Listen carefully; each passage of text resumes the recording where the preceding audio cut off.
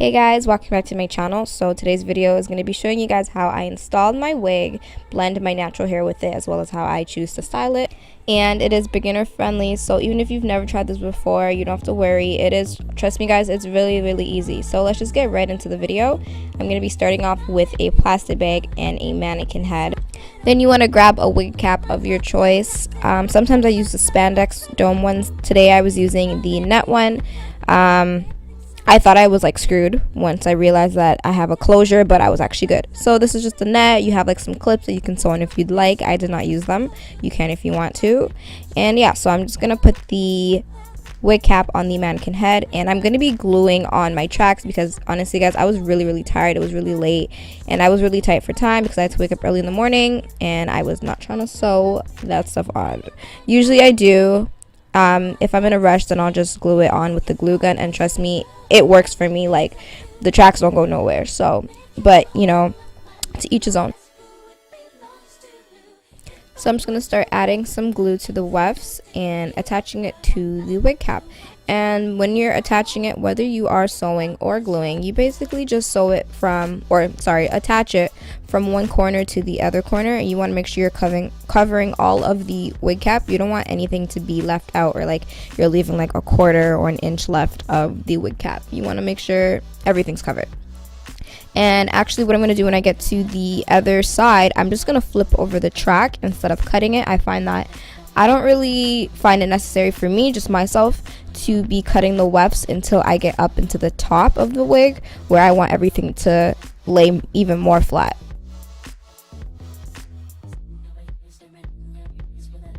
And as I'm going along and gluing on the tracks, those little stringy glue, dry glue pieces that you see, you just want to pull them off so that you don't have to go through all of the tracks when you're done and pull them out. However, I don't find it necessary to pull every single little piece out and make it perfect until I'm done. I just like to get the job done first, and then I edit it and clean it up how I like after.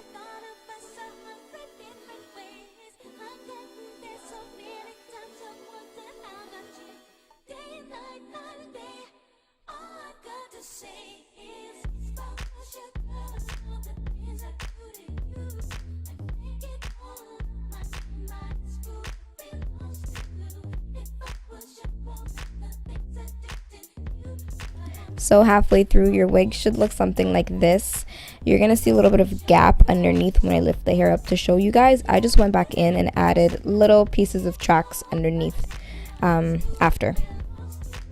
Before attaching the rest of the wefts, I'm gonna go ahead and sew down my closure just so I know how much space I have left, and so I know what I'm working with. And you wanna pin the hair up out of the mannequin face. So trust me, it gets really annoying when the hair is in the way. And you want to start sewing down the lace right at the point where the extra lace starts. So anywhere where the hair isn't attached, that's where you want the very front of the closure to be. All the extra lace you're going to cut off. You want to bring it all the way to the front. And what you want to make sure is that you're constantly holding down the closure and stretching it so that when you sew it down, it lays completely flat. I've sewn on a closure before. I think it was my first time I did it, and I stretched it, but I didn't realize how important it was to do that because it can be like bumpy and it just won't look as natural when you don't stretch it and lay it as flat as possible. And to make sure that my closure is even more secure, I like to double my knots by taking the same thread and putting it through that loop right before I pull it all the way out and just pressing it down. This is what the closure should look like. You want to make sure all of that extra lace is past the wig cap, because you're going to be cutting all of that off. And as you can see, mine isn't sewn all the way down on the other side. I'm going to go ahead and do that after. I'm going to go back to attaching the wefts. And now is when I start cutting my wefts, because as you can see, I have more space in the back than I do at the front. I also cut my wefts when I get to the top because I want everything to lay as flat as possible and I don't want it to be bulky. So now I'm attaching the last track, and I'm not going to glue it down. I'm actually going to sew it, and I'm sewing it to the edge of the closure so that pretty much they don't look like they're separated, like you don't have your closure and then you have the track. And this also makes sure that everything is nice and seamless, especially when I'm doing my flip over method. You won't see the in-between spacing of the track and the closure. Also, when I'm sewing on this track, I'm not double knotting every single knot. I'm doing like every other or every third knot.